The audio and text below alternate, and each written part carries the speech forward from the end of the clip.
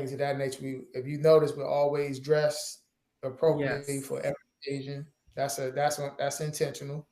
She's gonna always be made up head to toe. I just left the barber shop to get presentable for you today. So that's just what the Tyler's gonna bring when you do business with the Tyler. We're gonna bring that uh, professionalism and things of that nature. So I mean, just people who in these high stress careers and being on TV. I Yes. think just I mean, you said it like you gotta be your authentic self. The public is gonna judge you regardless. So you just gotta do what works for you. And can I add too? We have a lot of people who want to be on reality TV, and we Mm-hmm. really didn't have anybody that kind of like coached us and said, "Oh, well, this is going to happen. Don't do this, don't say that." Be careful what you ask for. You have to have tough skin, okay? Because, like you said, social media, you have the trolls Yes. who want to say things that sometimes are not true. They're going to talk about you, they're going to talk about your family. And if you're very sensitive, you're not going to be able to handle it. If your marriage is on the rocks, if you're going through issues with your marriage, don't do reality TV because it's only going to bring out everything that you're, going through in your marriage because people are picking you apart, picking your Yeah. family apart constantly. And that's why you see a lot of people who come on reality TV end up getting divorced because they don't have that strong marriage and they already had actually issues before coming on to reality TV. And it just brought out everything and they couldn't deal with it and handle it. I like what you're saying there because I'm just enamored with the way that you guys communicate and the way that even Jamie is talking about how he realized what wasn't working in season one, and not even necessarily that you realized it, but sometimes when people are telling you things, you just like, yeah, whatever, I'm gonna still do it how I want to do it, kind of thing, and you're not open to receiving feedback and things like that. And I've seen some of the clips where you guys were in therapy, and one in particular where the therapist said to you, Jamie, well, do you want to be right or do you want to be happy? Mhm. And I feel like that question is so, so important in relationships. But let me ask you, as a man, because a lot of times our men, especially Black men, they feel like they don't have the space to be able to express and to be able to talk about their emotions and how they feel. So, what was that like being in therapy in front of thousands of people? It was tough, but it was at the same time I was at the end of my rope of trying to deal with my son at that time. I literally told production I'm not saying another word. No more meetings, no more stuff for TV without a professional. Because at that point we were just bumping heads. It was nothing I could say, nothing he could say I wanted to hear. And I wanted somebody who was non-involved, had no skin in the game to just sit there and listen to his issues. And then hear my concern as a retired police officer, Hmm. 50-some-year-old man who literally had a lot of tough things happen in his life that I'm trying to tell him, like, hey, I've been there, I've been down that road before, and this is where you're headed. But these kids today, they want to bump their heads, and figure it out on their own. And I just had gave up. I said, you know what? To the producer, I said, find a therapist, or we're not talking no more on TV. And I put my foot down, and he was like, all right, I got you. So I get a call saying we got a therapist. You got to sing. This day and time is where you need to be. I didn't know the guy. Never met him. And that scene was actually at least 2 hours long, but they chop it up for TV. Right. So we had a lot more back and forth that was great for TV, but they put out what they wanted to. But that could have been a whole episode. Us three. Yeah. Well, I'm gonna give you some claps for that, for advocating for your family. Okay. Mhm. Thank you. I appreciate it. And it was very intentional. And Yeah. then you got the cast taking their shots at me about me not taking his mental health seriously. So I took that personal as well, and I just kept it going with Dr. McAllister, and then talking to Dr. Cunningham. Like I said, stuff y'all don't see. I really had to look back at myself and say, man, maybe it's me and this PTSD from that job, because I literally was seeing him as one of the street dudes at that point. Like, I didn't want to be around him. I didn't want to be bothered. It was just that it was that frustrating.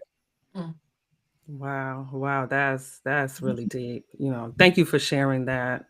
And so when the cameras stop rolling, what does life after reality look like? We back to normal. I mean, well, really, we're still normal when we're filming, but we just go on about our day. So if you're speaking up when we get into those arguments, what happens when the cameras go down? What do we do, Jamie? I mean, we going deconflict what just happened, but we gonna move on. Yeah, we definitely. Because sometimes I'll be like, I think specifically one. seasons 2 and 3. No, season 1. Well, I'm talking about after I got comfortable, and then I was done with bickering with my wife for TV. I made it clear I'm not arguing with her no more. If I don't want to talk about it, I'm not doing it. And then she found herself trying to get scenes to make TV, and she was still my buttons on topics I really didn't care about. And I was politely trying to say, I don't care. We're not arguing about it right now for them. I know they right here in our face, but I don't care. It's not worth my energy. But she wanted to still play the producer hat. And then we'll get into it. Or like that scene I'm talking about, I took the mic off. I said, I'm done. I'm really not, because I know the beating I took season 1, that I'm beating my wife, I'm mean, I'm controlling, all that, because I'm playing the TV game. Stuff I would never even argue about. I don't even care enough to argue with her like that in real life. So once we had that little back and forth when the camera's gone, then we move on with life. And I think also too, Jamie wasn't really a reality TV person where he would watch the shows. I always watch reality TV, so I kind of knew a little bit of something on how the scenes work and the drama that they want to see. So season 1, we were very inexperienced, of course, but I would bring up some things from 15, 20 years ago, because currently we didn't really have any drama going on in our marriage. So I was like, well, we did have it like 10 years ago. Let me bring this up. So when the cameras went down, he would say, why would you bring up something from 10 years ago? Like, we doing that now? Like, why are we talking about something that happened so long ago? I was like, well, look, it happened. Let's talk about it. It's already done now. And it just like they took that and ran with it though. No, that's kind of funny though, because what I love, right, is that you guys have something that most couples don't have, because sometimes when I'm arguing with my boo, I'm like, I wish I had a camera so that we could rewind and you could watch and see what you said. You can see what you said. So you guys have the tape. Roll back the tape. So at least you have that piece of it. And I was just add this, we literally have scenes that didn't make TV where we are our absolute natural selves, having fun. We say Jonah. We Jonah on each other, we want to talk trash. Same with the kids, with her mother. Like, that's what's really happening in here every day. It's not a normal house of this strict dad who's a cop and I'm bossing. It's like it's five of us. 5 of us friends. Brittany's down the street. She come over, then the whole gang is here, and that's really our authentic selves. We always it's just a good time. Josey knows she be over here. Well, I could also tell from your social media too. Yeah, and you know how people say, oh, the social media is only showing good things. I'm sure their marriage isn't perfect. It isn't perfect, but we really don't argue over anything serious. I mean, we've been there, done that. Now it's like if I say anything that he doesn't like, he just ignore me. I ignore him half of the time. A little bit of bickering back and forth, but it's nothing serious. We've been together so long. And I tell you what's funny, when Josey probably first heard us have a spat, she was like, and I'm like, Josey. And it was probably the stupidest thing. It was something. Well, I said, oh, they're human. They're like me because I'm not even mine. Be human. So I said, okay. Well, so Josey, I want to bring you into the conversation because, people know you as the ultimate networking maven and social architect, and you don't just connect people, you create opportunities. And so what did that passion for bringing people, where did that passion for bringing people together come from? Well, I'm gonna say I think that my parents both contributed to my love for people. So let me just say that. And both my mother and father, they have a gift of when they walk in a room, they just light up a room. So I'm gonna say it started there, but I like really love people. People are like my family, and I love hard. I give hard. I show Yeah. up well, and I love for people sometimes just to be able to have an opportunity they wouldn't probably just likely have. So that means like how do you get that opportunity? So I like Yeah. putting people in a room together that you just wouldn't think you'll be in a room with, but and I like to set the tone too for people to be able to engage and talk. And, it's not, you have to be uptight and be where you just keep, to yourself, like talk to your stranger, I'm from Texas also. So in Texas, we talk to Mm. strangers and, we just love everything in Texas is big. So we just love, love, love. So with that being said, I love connecting people. I love connecting people and I love people and I don't really have a lot of enemies, I don't think. I'm gonna just say that. If I Well, do, Well, I could see that because our first phone call was yesterday. We first talked yesterday, and it was like we were old friends. I was like, "Girl, I'm mm, just getting in the house," and she was like, "Girl, me too." And it just went from there. It's like old friends, and so this came together really well.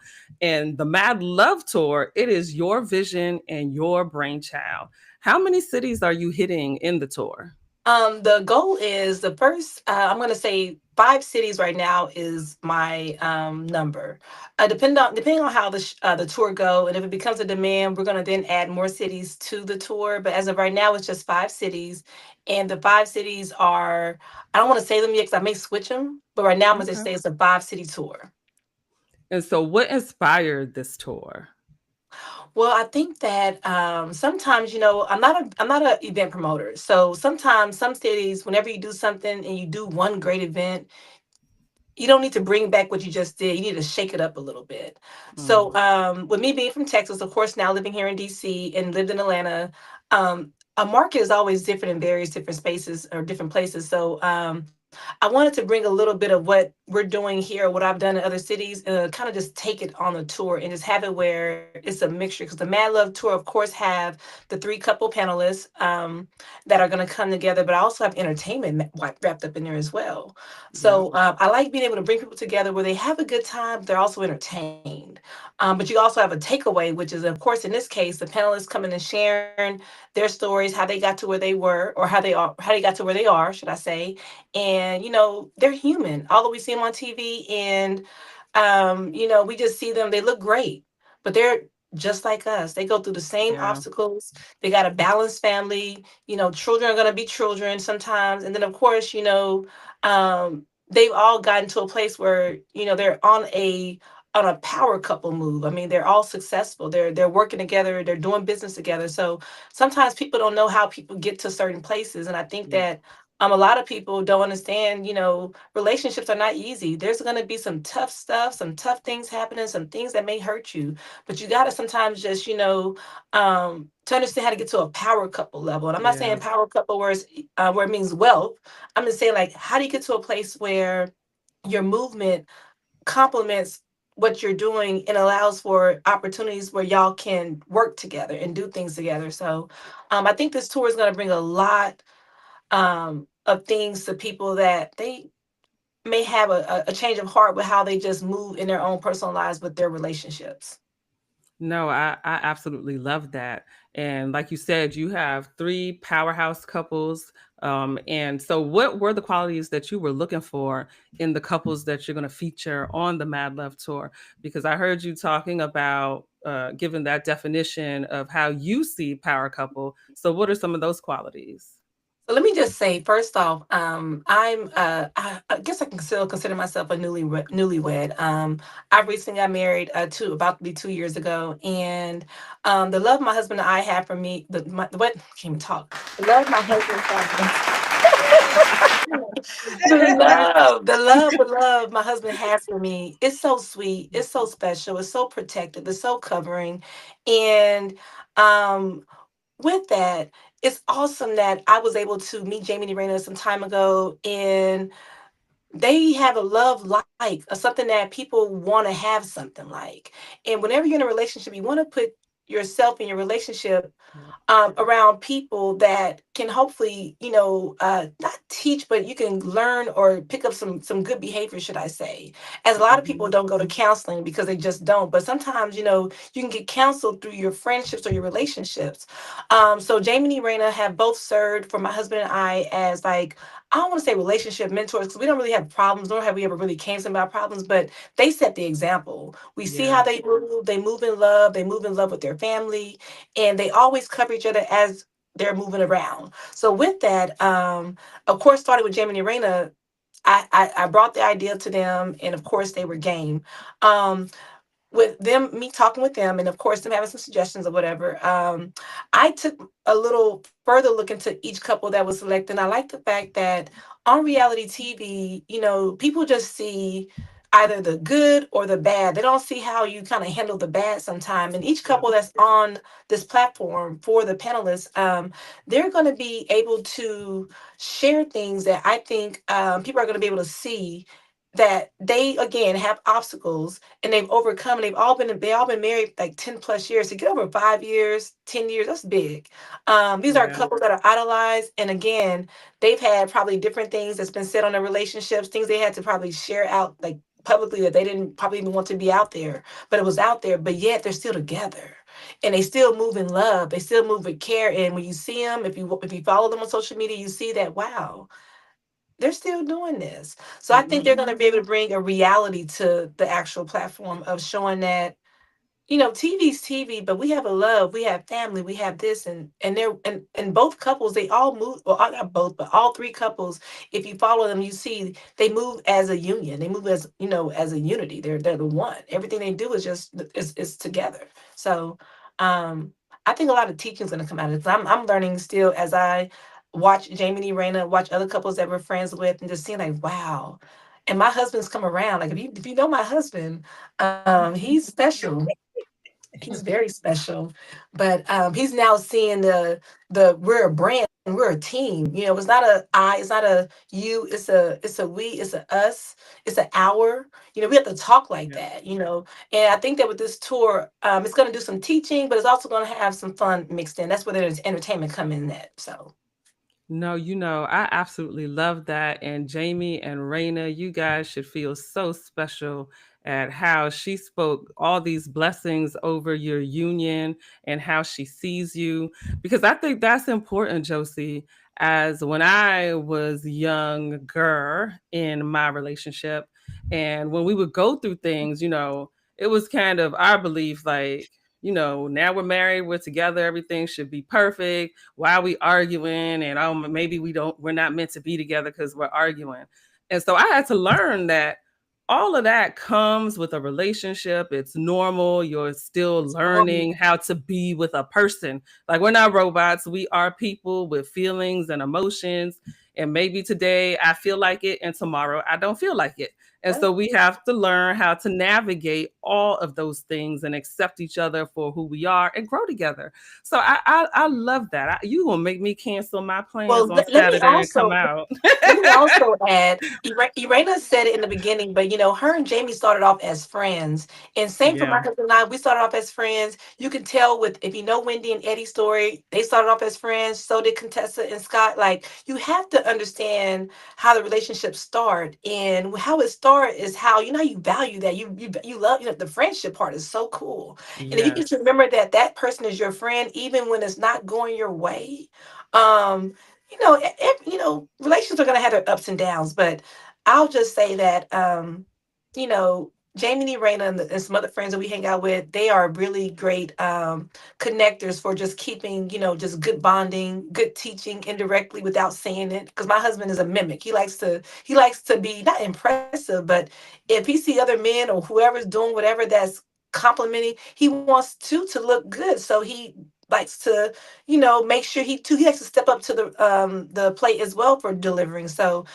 good relationships are always good to have in any, whether friendship or even relationship. So I think this tour is going to show and tell a lot of things as far as the company you keep, and just what is that love, like what's that mad love that keeps y'all together. So Jamie and Erana got a lot of love for each other. They got a lot of love for people. If you've been outside and you see them, everybody comes up to them. Erana and Jamie gives them 100% of their attention. They smile, they take the pictures, they listen, and I know they're exhausted. I know they gotta be exhausted.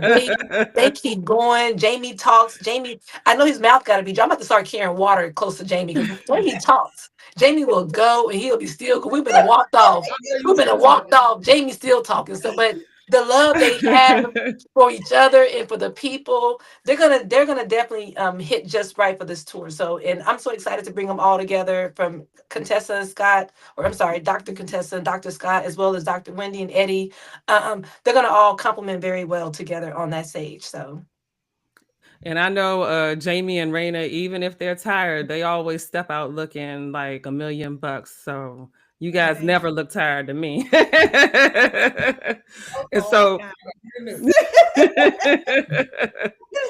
so, Josey, without giving everything away, what can people look forward to experiencing on the 13th? We're going to have the panels, obviously. What are some of the other things that folks can look forward to? I think that it's going to be the energy in the room. The energy in the room, the happiness, the willingness, the easy to just talk to a I don't want to say stranger, but yeah, that's just what it is, because the environments I set up it's very important for people not to stay locked in their little huddle, or don't only talk to somebody, like utilize what's around you, which is people. And luckily I'm going to say that I've always attracted just, good people. So I'm going to hope that good people are going to be present, and they're going to be able to network. I mean, like, power is going to be in the room. And, a lot of people got different things going on that's, business wise. And I know that people are going to be able to walk away with hopefully a new contact that they can do some business with. No, I love that. And we're at a time right now where we have to be open to, and we got to be open to collaborating and helping each other out. So I say a lot of times that you use a thing to get to the thing. And so sometimes we have these events and it looks like a party or whatever, but there's something behind that you can still get out of that vibe. Here we're learning about relationships and how to love on each other, how to be a power couple, how to make those kinds of movements. You're learning what the other people in the room are doing. And I also love that I guess it's not new anymore, but one of the performances is by Raheem DeVaughn, who is the current voice of The Quiet Storm, which is so befitting for this type of event where we're celebrating Black love. Love it. And so before we wrap up, I want to have a little bit of fun with a quick game with Jamie and Raina. So I'm going to throw out a scenario, and whoever the scenario is referring to, either you point to yourself or point to the other person. This is an easy one, I promise. Okay, so we're going to call it Who's More Likely To. So who is more likely to plan date night? I would say both of us. We both. No, both. Jamie said what? Sometimes I say you want to do this. Name him. Jamie said it's him. See, look, I'm just going to give it to him. 30 years of marriage, I'm not going to argue about it. I'm going to let him have it. You're right, I'm talking about going to get crabs. I'm talking about a date, like movies, dinner, all that. You're right. You'll do the movies. You're right. He's in the household. That's what you have to do now. So, who is more likely to be the bigger spender? I absolutely knew that. Yes. Listen, a girl has got to look good. So I knew that. And not saying that you don't look good, Jamie, but our girl be looking very fly all the time. What you got? What you got? Me? No, I said we running neck and neck probably, huh? Oh, yeah. 1-1 right now. All right, this is a good one. Who's more likely to give in after an argument? Me. Well, so back in the day, definitely her, but now it's probably neutral. I would say we both kind of like, yeah, we just it's over with. But believe it or not, well, he's a Taurus, a stubborn Taurus. So of course, we've had our days where we would go a week. Oh my gosh. And I have to really be like, I'm not gonna say anything. I'm not gonna give in because I'm the one always giving in. So I try to meet him halfway at least, and I feel like I'm just gonna give in because I can't do this no longer. So, but he can go. That was way back then. Like, no, that's hilarious. It'd be like a month later, and Jamie still ain't said nothing. We'd have been to bed mad numerous times. Okay, so what is that? 3-1, something like that. So the last one, who is more likely to make the other laugh at the wrong moment?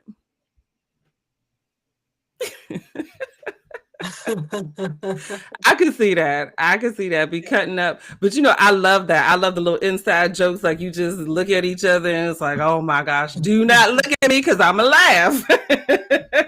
I've seen so much negativity from my career that the average thing to me not that serious. So I'm gonna always be like, you tripping off that? Like, and I'm gonna poke fun at it. Because I've seen the worst of the worst and stuff that might bother her. I'm like, ain't nothing. That's a wonderful POV, especially for somebody that has been a police officer. How long were you a police officer? 25 years.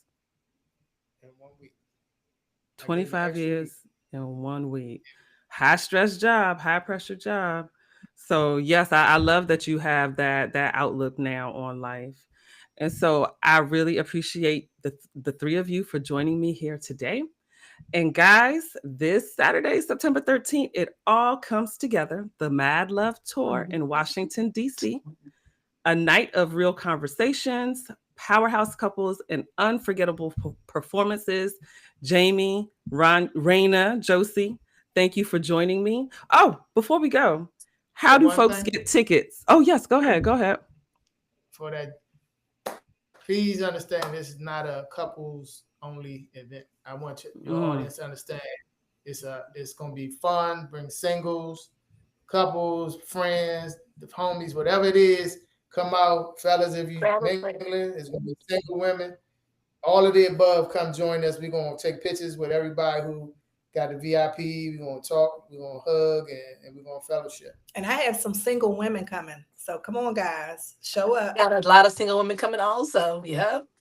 No, I think that's important. Thank you for saying that, because that's the thing too. Sometimes we have to learn how to be a good partner while we're single. You can't wait until you get into the relationship, especially when you're older. But I'll leave that there. Boys saying, well, what did I do wrong? So they're here to get some advice and tips on the next marriage. Exactly. on number 2. And so Josey, can you tell us how, or 3?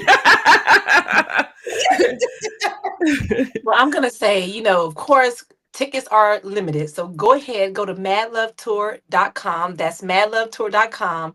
Get your tickets, bring a friend, bring a date, just come, bring your mama. Just come on out. Come on out. Mad Love Tour, that's madlovetour.com. So I'll make sure to link everything so you guys can find it easily. Thank you again for joining me. And this has been Behind the Event with the Spotlight DMV. See y'all on Saturday. Thank you. Bye, guys. Bye.